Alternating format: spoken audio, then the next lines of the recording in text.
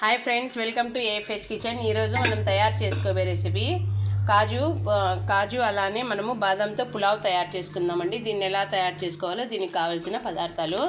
ముందుగా నేను 100 గ్రాములు కాజు తీసుకున్నాను, అలానే 50 గ్రాములు బాదం పప్పు, అలానే రైస్లో వేసుకోవడానికి నేను స్పైసెస్ అండి అన్నీ చూడండి. ఈ విధంగా స్పైసెస్, ఉప్పు, వీటన్నింటిని ముందుగా కడిగి పెట్టుకున్న బాస్మతి రైస్లోకి అయితే వేసేసుకుందాం.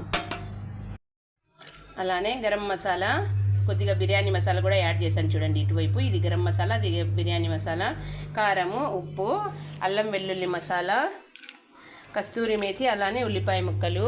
కడాయిలో ఆయిల్ వేసుకున్నానండి, బాగా వేడైంది. ఇందులోకి మనము కస్తూరి మేతిని అలానే ఉల్లిపాయ ముక్కల్ని వేసి ఫ్రై చేసుకుందాం. ఫ్రెండ్స్, ఆ 50% మనకి ఉల్లిపాయలు ఇది బాగా కుక్ అయిందండి. ఇప్పుడు ఇందులోకి బాదము, కాజు అయితే వేసేసుకుందాము. వీటిని కూడా ఫ్రై చేసేసుకుందాం.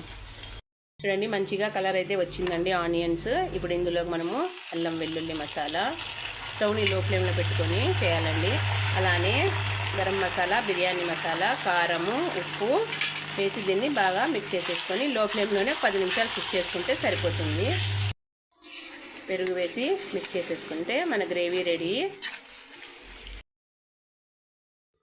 చూడండి, రైస్ నుంచి వాటర్ని అయితే సపరేట్ చేసేసుకున్నాము. ఇందులోకి మనము ఫుడ్ కలర్ని యాడ్ చేసేసుకుందాము.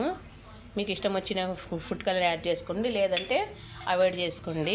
ఇప్పుడు ఇందులోకి మనము ప్రిపేర్ చేసుకున్న కర్రీనంతా వేసేసుకుందాం. ఈ విధంగా అన్నీ వేసేసుకుని మూత పెట్టేసుకుందాం.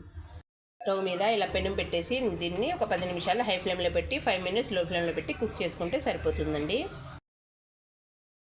చూడండి ఫ్రెండ్స్, ఎంతో టేస్టీ అండి హెల్తీ అయినటువంటి కాజు బాదాం పులావ్ రెడీ అండి.